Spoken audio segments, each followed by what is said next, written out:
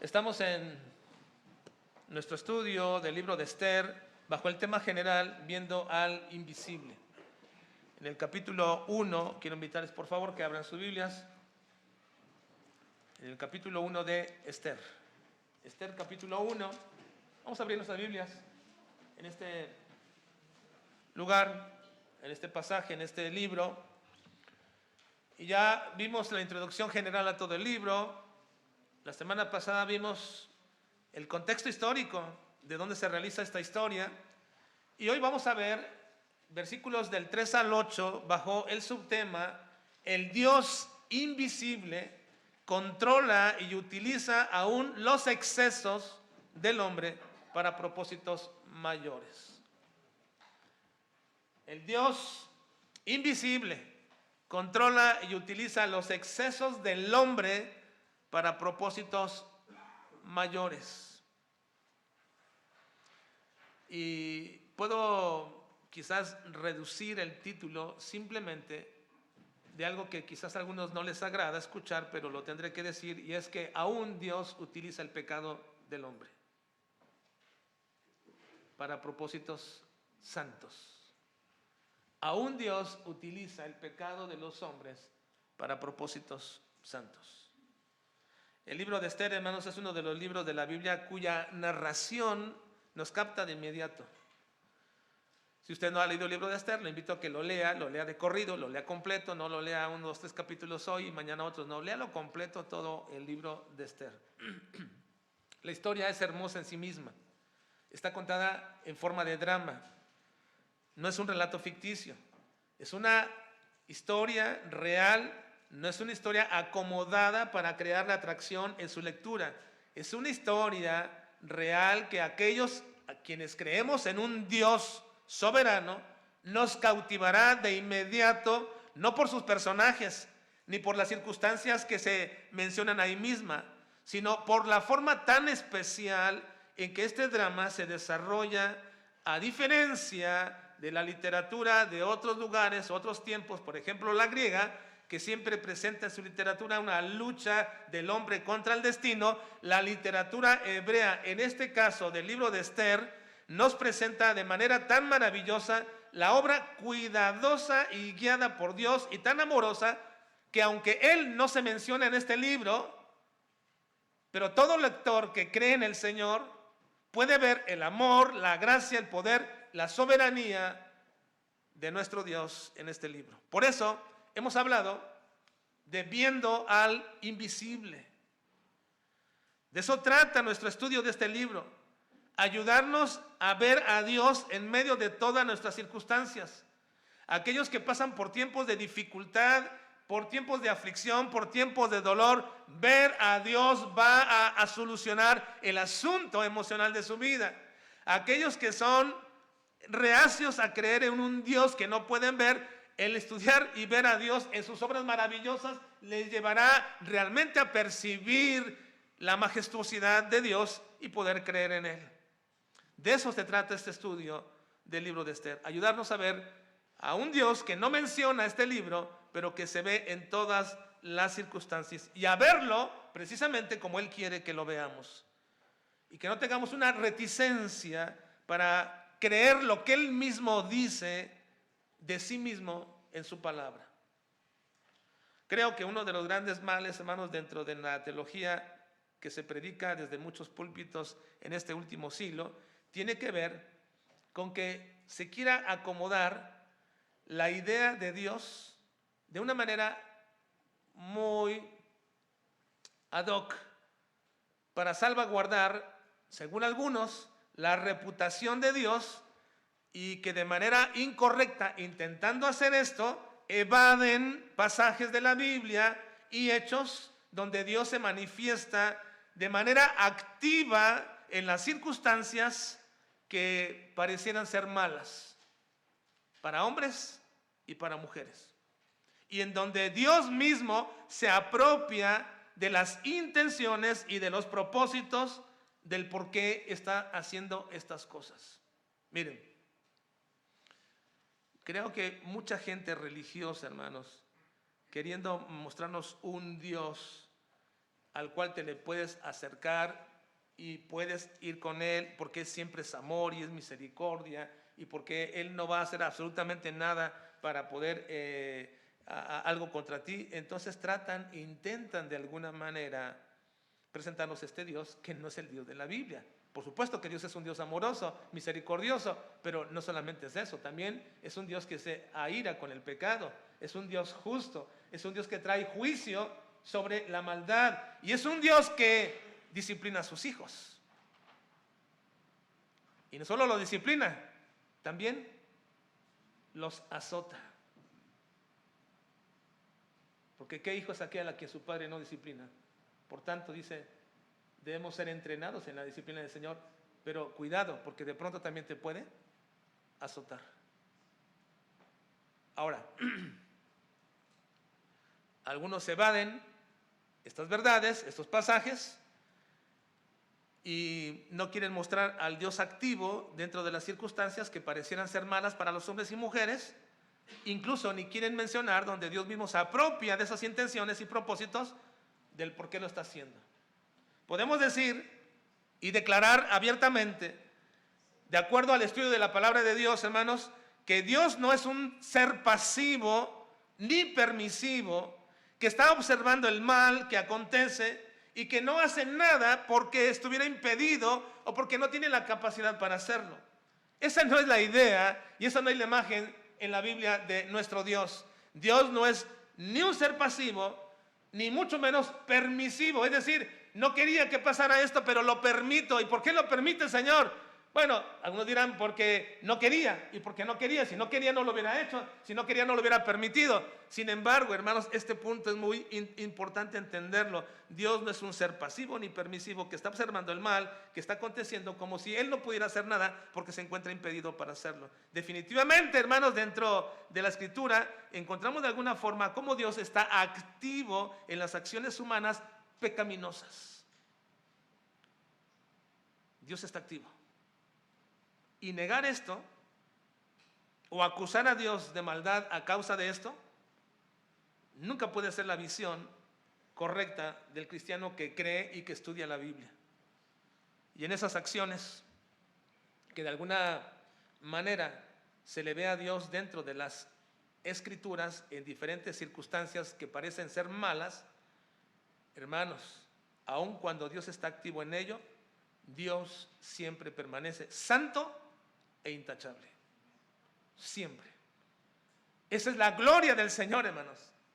Esa es la gloria que no podemos perder de vista, ni que debemos obviar o brincar y quitarnos de ahí porque no me parece muy adecuado esto acerca de Dios. No es así. Hay que entrar a esos pasajes, esas partes, hay que leerlo, hay que conocer al Dios que tenemos, al Dios verdadero, y aún en aquellas cosas que nos parecieran que no concuerdan con nuestra idea preconcebida de un Dios amoroso y misericordioso, tenemos que observar a nuestro Dios completamente. Pero cuando Dios está activo, inclusive en esas cosas o circunstancias que parecen malas, Dios siempre se levanta y permanece santo e intachable. Siempre. Y este libro de Esther, hermanos, nos va a ayudar precisamente a conocer, sobre todo, a mirar más de cerca, de tal manera y de tal forma que se haga visible el Dios invisible. Que se haga visible en nuestras vidas, en este tiempo, a cada uno de nosotros, el Dios invisible.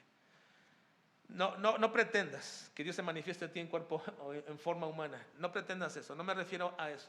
Dios se va a hacer visible mediante el acto de la fe y su providencia, de manera tan palpable que tú no tendrás duda que es Dios actuando en tu vida.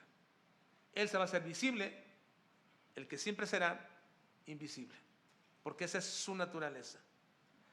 Ahora bien, ya hemos visto en los dos primeros versículos de la historia, que comenzamos la semana antepasada, y comienza con la mención de un rey llamado Asuero. Versículo 1 y 2, aconteció en los días de Asuero, el Asuero que reinó desde la India hasta Etiopía sobre 127 provincias, que en aquellos días cuando fue afirmado el rey Asuero sobre el trono de su reino, el cual estaba en Susa, capital del reino. Y ya vimos a este Asuero. ¿Quién es este Asuero? Este Asuero es muy probablemente el mismo rey que le permitió a Nehemías regresar por segunda ocasión. el tiempo de la narración de los dos libros y la referencia al rey de Persia, tanto en Nehemías como en Esther, nos parece indicar que el rey que se menciona aquí es precisamente el rey mismo o quizás el hijo del rey. Y es por ello que de manera tan fácil o le da la anuencia a Nehemías para que vaya a Jerusalén y reconstruya la ciudad. Y lo hizo precisamente por la influencia de la esposa de este rey.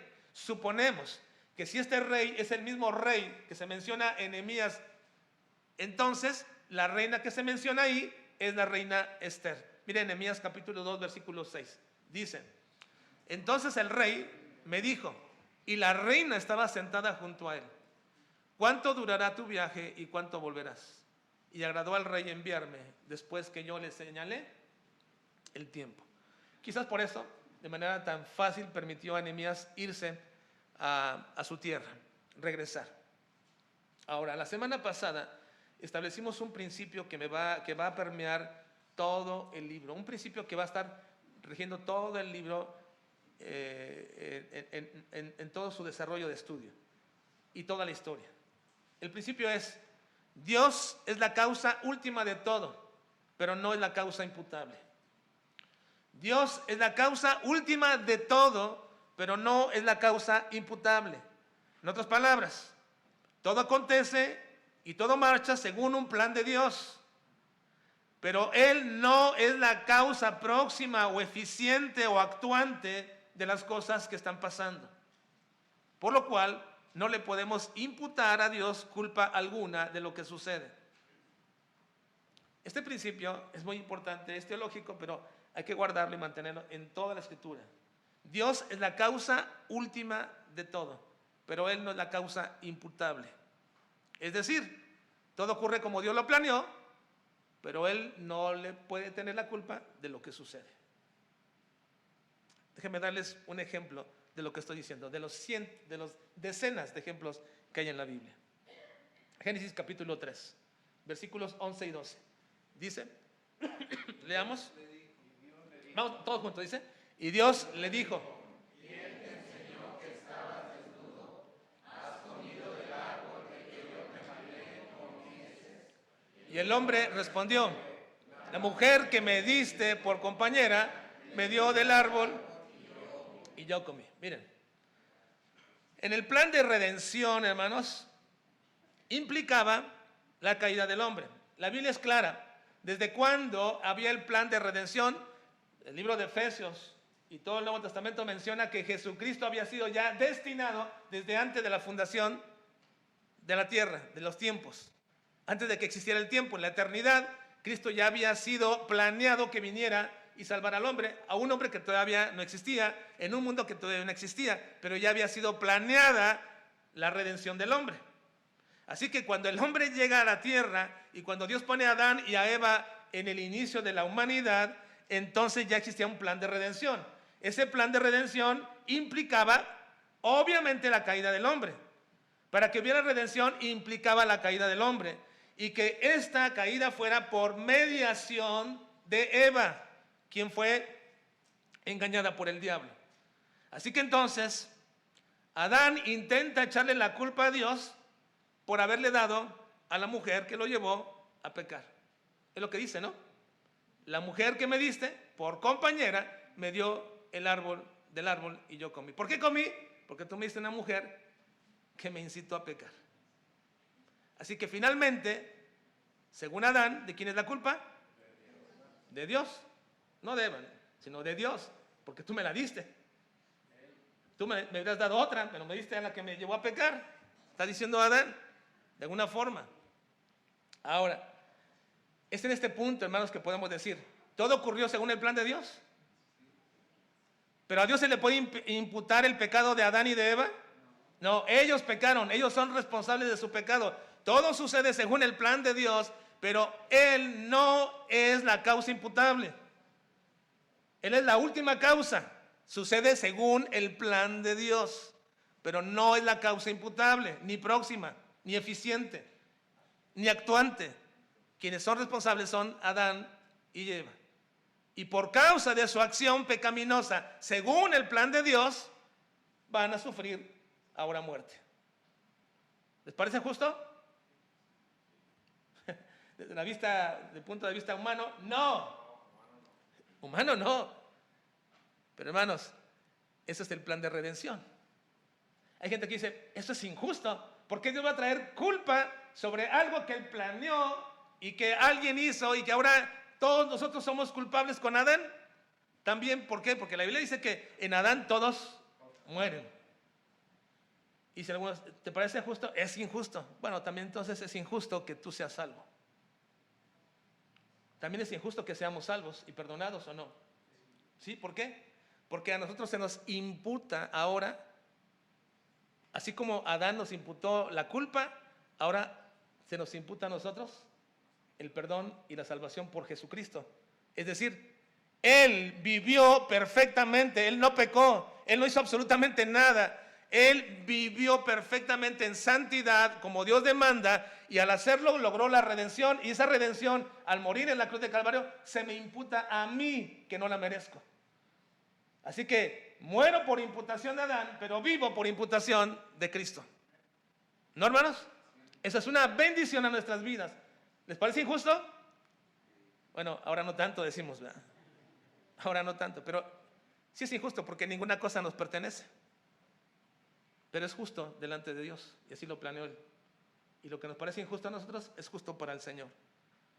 Ahora bien, habiendo entendido ese principio que ya vimos la semana pasada, vamos a pasar a los siguientes versículos esta mañana, donde vamos a observar una de las manifestaciones de este principio, una de las formas como se manifiesta este principio en lo que he llamado el Dios invisible controla y utiliza aún los excesos del hombre para sus propósitos mayores. Versículos 3 al 8. ¿Están ahí? Sí. Hermanos, vamos a leer juntos de corrido 3 al 8 y luego explico un poco acerca de esto. Dice: en el tercer año de su reinado hizo banquete a todos sus príncipes y cortesanos, teniendo delante de él a los más poderosos de Persia y de Media, gobernadores y príncipes de provincias, para mostrar él las riquezas de la gloria de su reino, el brillo y la magnificencia de su poder, por muchos días, 180 días. Y cumplidos estos días, hizo el rey otro banquete por 7 días en el palacio real a todo el pueblo que había en Susa, capital del reino, desde el mayor hasta el menor. El pabellón era de blanco, verde y azul, tendido sobre cuerdas de lino y púrpura en anillos de plata y columnas de mármol. Los reclinatorios de oro y de plata, sobre el losado pórfido y de mármol y de alabastro y de jacinto, y daban a beber en vasos de oro y vasos diferentes unos de otros, y mucho vino real, de acuerdo con la generosidad del rey. Y la bebida era según esta ley, que nadie fuese obligado a beber, porque así lo había mandado el rey a todos los mayordomos de su casa, que se hiciese según la voluntad de cada uno. Bueno, lo que vemos, hermanos, en este párrafo que acabamos de leer, no es más que una demostración de la raíz podrida y de la corrupción del corazón del hombre, que está infectada desde el principio por el mismo diablo, cuando le sugiere a Eva y a Adán que si ellos comen y desobedecen a Dios y comen del fruto, podrían ser como Dios mismo. Esa raíz se desencadenó en un sentimiento de superioridad, de reconocimiento y de placer, de lo que hoy día llamamos orgullo. Esa raíz es orgullo. Y si hay un problema realmente en el hombre, y que la Biblia intenta a través de este proceso santificador de su palabra y del Espíritu Santo y la predicación y todos los medios que Dios ha dado de gracia para santificarnos, es quitar de nosotros el orgullo. Y uno de los graves problemas del orgullo es que no se reconoce que lo tenemos. Nos justificamos de muchas formas, pero el orgullo es la raíz que desencadena todas las formas de pecado. La misma psicología divide en positivo orgullo como la autoestima y en negativo como la soberbia. Pero al final no es más que la misma semilla implantada por el mismo diablo. Sea positivo o sea negativo, es orgullo. Está implantado por el mismo diablo y cuando se anida en el corazón del hombre y cuando se le riega y cuando se le abona, entonces comienza a crear problemas graves en la vida de toda persona. Así que el mismo diablo quería robarle a Dios la gloria y de esta manera infectó la naturaleza humana del hombre para que pudieran ser igual a Dios. Y por así decirlo, el orgullo es el disparador, el detonante, el motivante de todas las manifestaciones de pecado del hombre y del mismo diablo. Analice cada manifestación de pecado, llámele como usted le llame, pero cada manifestación de pecado, mentira, robo, hurto, lo que usted quiera, todo tiene que ver finalmente, su origen está en el orgullo. El orgullo intenta cuidar al mismo hombre, intenta hacerlo creer que es superior a todos y que todo se debe a él. Así que en este pasaje estamos observando, que acabamos de leer, vemos precisamente en este párrafo la semilla podrida en el corazón del hombre que se llama orgullo. Miren el versículo 3. En el tercer año de su reinado. ¿Cuántos años llevaba reinando este rey? 3 años. En el tercer año de su reinado hizo banquete a todos sus príncipes y cortesanos, teniendo delante de él a los más poderosos de Persia y de Media, gobernadores y príncipes de provincia, para mostrar las riquezas de la gloria de su reino. El rey Asuero apenas tenía 3 años en su reinado y quiso mostrar su grandeza que él no había ganado. Tenía 3 años en el reinado. Esa grandeza fue heredada por su padre Darío. Su padre Darío le dio esta grandeza, él sí conquistó todo, llevó todo, pero este rey quiso asumir y tomar algo que no le pertenecía. Asuero tenía un gran reino en ese momento heredado de 128 provincias que abarcarían prácticamente 2 porciones de todo el mundo y contenido entre ellas las tierras que lo rodeaban y lo que conocemos como todo el Golfo Pérsico. Era un mega imperio que absorbió al imperio babilónico, al imperio asirio, y así entonces está este rey orgulloso de su poder y gloria aparente que quiso acrecentar más ese ego, dando a conocer a todos sus allegados y subalternos la grandeza de su reino. Ahora recuerden que por algo similar Dios había convertido en bestia a Nabucodonosor. ¿Se acuerdan?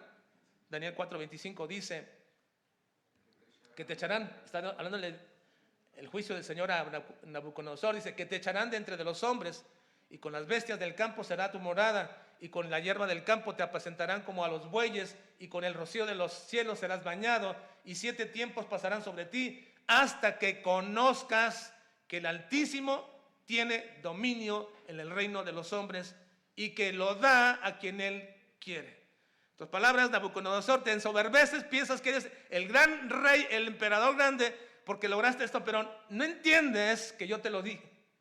Y si no me das la gloria, te conviertes en una bestia. Y fue lo que pasó. Así estuvo 7 años Nabucodonosor. Hasta que despertando de esa situación, reconoció a Dios. Por lo mismo que hace este rey Asuero y el mismo Nabucodonosor, murió el rey Herodes. El mismo rey Herodes. En Hechos capítulo 12, versículo 21 dice: y un día señalado, Herodes, vestido de ropas reales, se sentó en el tribunal y les arengó. Y el pueblo aclamaba gritando: voz de Dios y no de hombre.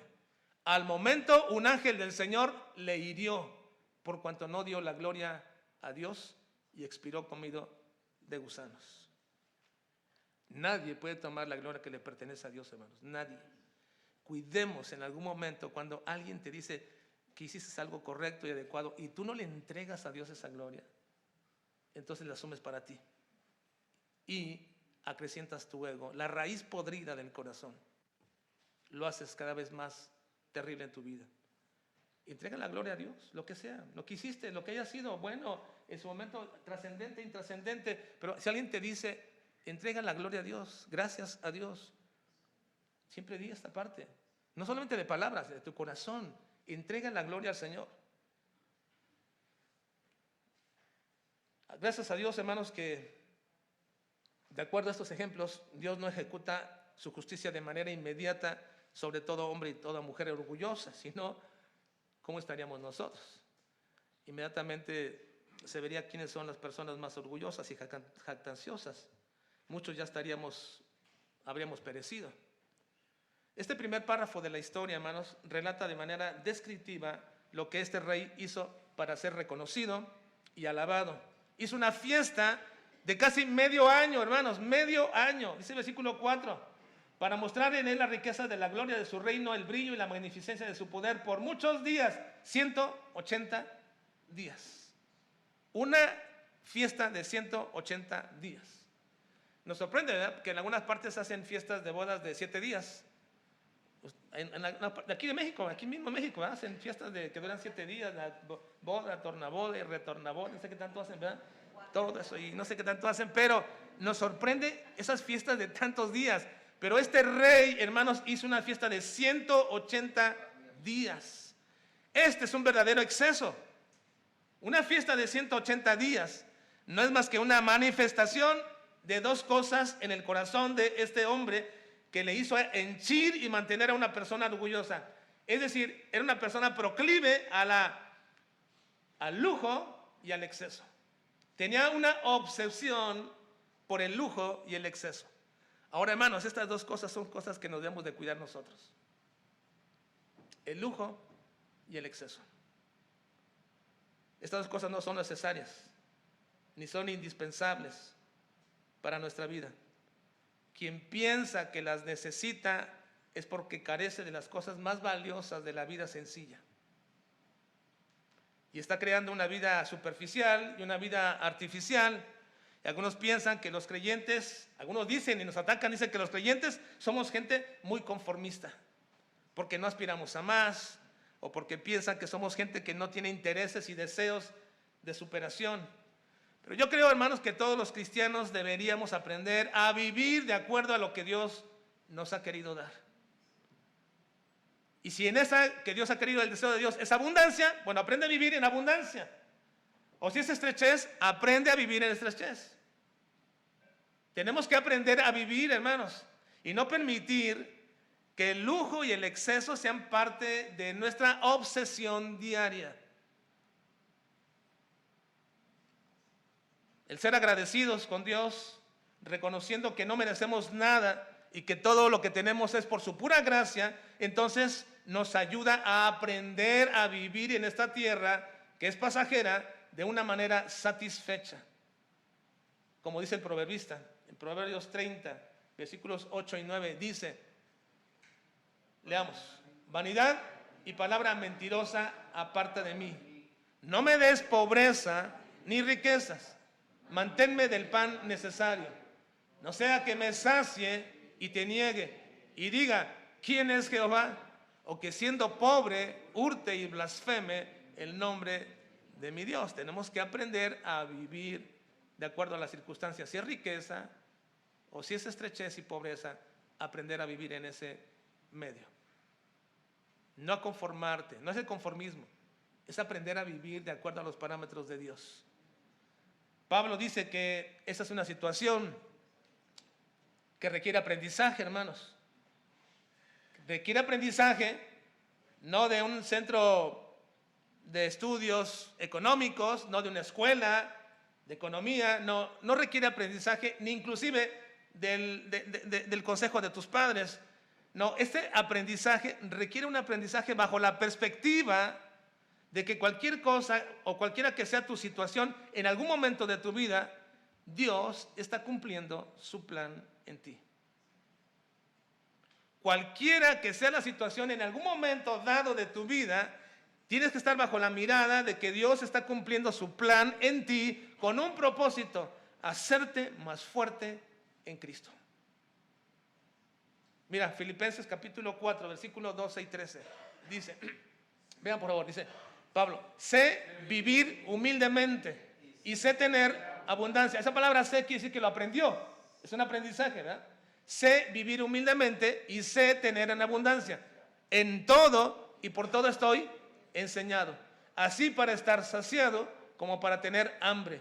Así para tener abundancia como para padecer necesidad. Ahora vean esto. Todo lo puedo en Cristo que me fortalece. ¿Cuál es el propósito en cierto momento de mi vida de estar en estrechez o en abundancia? Si yo aprendo a vivir en cualquiera que sea ese estrato en que Dios me llega a poner en algún momento de mi vida, es con el propósito de hacerme fuerte en Cristo.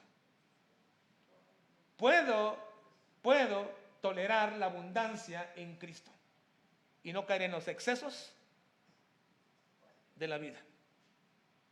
Puedo tolerar la estrechez en Cristo y no caer en la frustración de la vida. Hermanos, el exceso que se manifiesta en el lujo o la atracción por el lujo y por el mismo exceso no benefician la vida espiritual de los creyentes, no nos benefician. Son y serán algún día, en algún momento, una piedra de tropiezo. Vean el versículo 5. Este exceso del rey se manifiesta aquí, versículo 5. Dice, y cumplidos estos días, veamos, y cumplidos estos días, hizo el rey otro banquete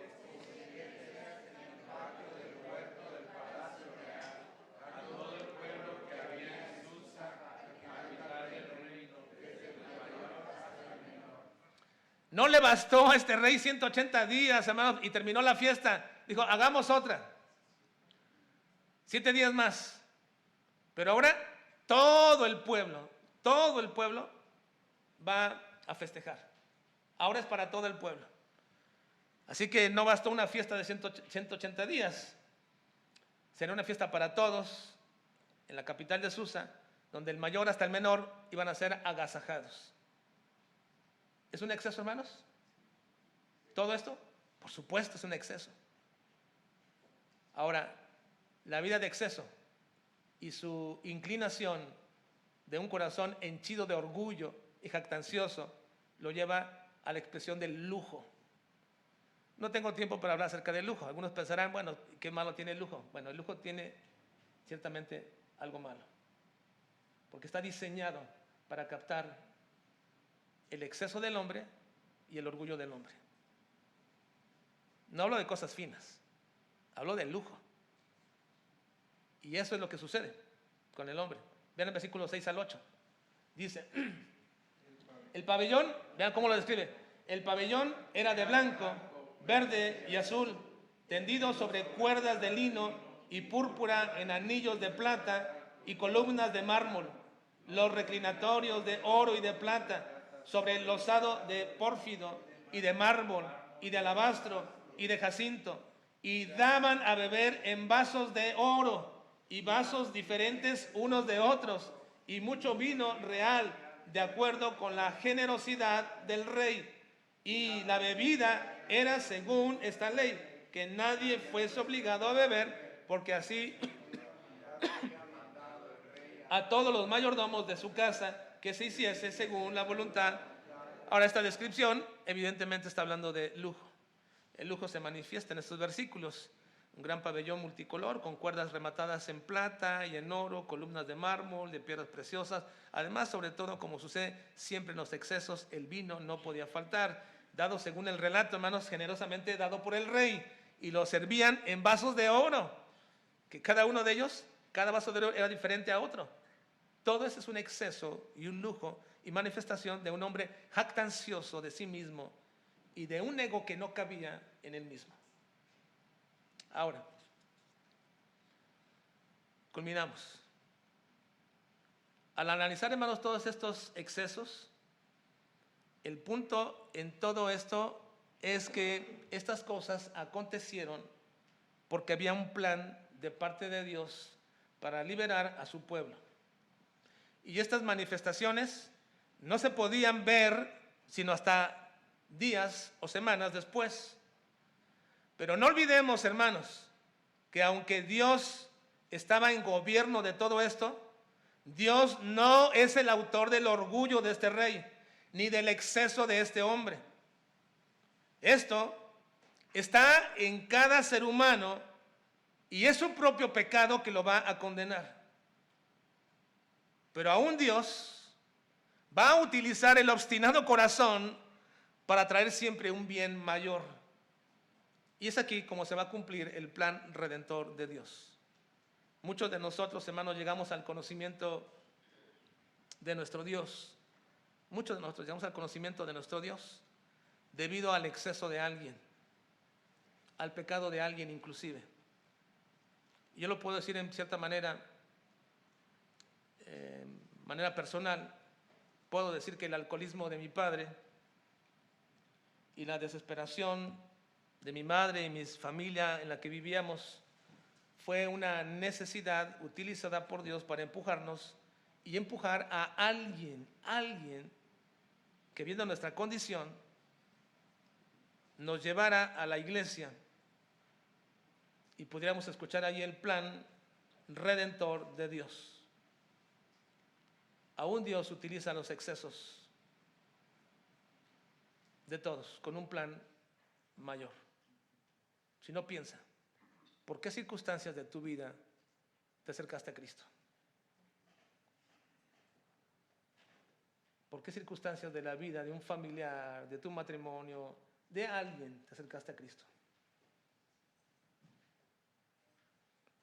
Dios está en control de todo lo que está aconteciendo, porque Él tiene un plan y Él va a usar aún hasta las situaciones penosas y vergonzantes de las personas. Pero no olviden esto: Dios no es culpable de esas circunstancias. Nuestro Dios es santo y ningún vestigio de mal existe en Dios. Y a Él debemos siempre dar la gloria y la honra por todos los siglos. Amén. Oremos.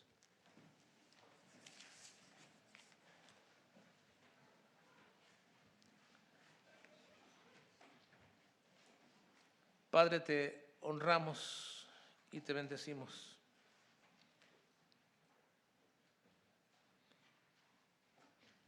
No nos damos cuenta, Señor, de las maravillas que es tu persona como nuestro Dios. Y nos acercamos un poco, Señor, a través de estas historias, a conocerte y ver ese plan glorioso que tienes para nuestras vidas, a fin de que podamos llegar al conocimiento de Jesucristo y a una transformación de vida. Gracias, Señor. Pero te ruego ahora, Padre, que nos ayudes también a desechar de nosotros, Señor, esa raíz podrida del orgullo. Y que nos resulta tan difícil porque nos autojustificamos de nuestras actitudes, de nuestras acciones. Pero lamentablemente, Señor, a la luz de tu santidad no es más que orgullo en nosotros. Y tú lo desapruebas. Perdónanos, Dios. Perdónanos y ayúdanos a verte siempre en esa santidad, a fin de que nuestra vida pueda ser traslúcida a través de ella y podamos ver los errores. Y examina nuestro corazón y muéstranos el camino de pecado que tenemos y muéstranos, Señor, en lo que te hemos fallado. Ayúdanos, Padre. Te suplicamos y te rogamos esto en Cristo Jesús. Amén. Vamos a ponernos de pie, por favor, hermanos.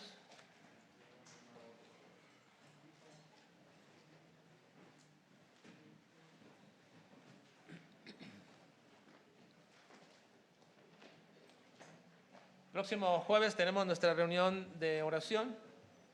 El viernes tenemos varones y hermanas, pero con una actividad especial. Sábado, a los que gusten venir, hermanos, en la mañana temprano a limpieza. Y sábado también hay reunión de de jóvenes.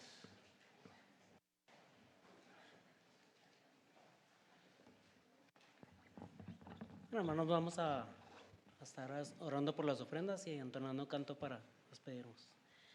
Gracias, Señor, por esta mañana que podemos estar aquí en este lugar para escuchar tu palabra, para alabarte y glorificarte. Y pedimos, Dios, que tú seas nuestra guía, Señor, en nuestra vida diaria, Señor, porque solamente a través de ti, Señor, podemos seguir adelante. Y rogamos, Señor, que también ahora bendiga las ofrendas, Señor, que tú las multipliques, cuáles son para tu obra, Señor, que pueden ser administradas de la manera correcta, Señor. Y gracias, Señor, porque tú has sido nuestro proveedor, Señor. Ayúdanos, Padre Santo, a saber a vivir en la abundancia, en la escasez, Señor. Y gracias, Padre, porque siempre estás con nosotros cada día y guardas a cada uno de nuestros hermanos, Señor. Haznos volver, Señor, a la próxima reunión, Señor, que podamos estar presentes para alabarte y glorificarte. En nombre de Jesús pedimos, amén. Vamos a entonar este canto, hermanos, porque tú eres bueno.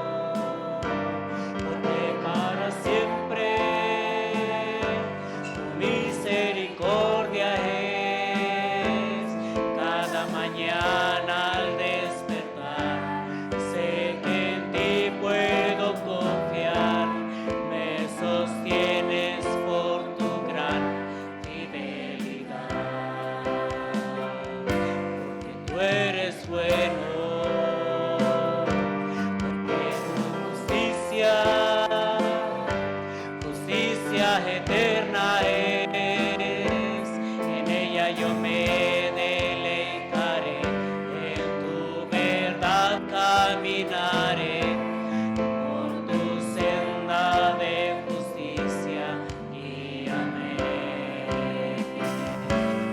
Tú eres bueno, porque para siempre tu misericordia es.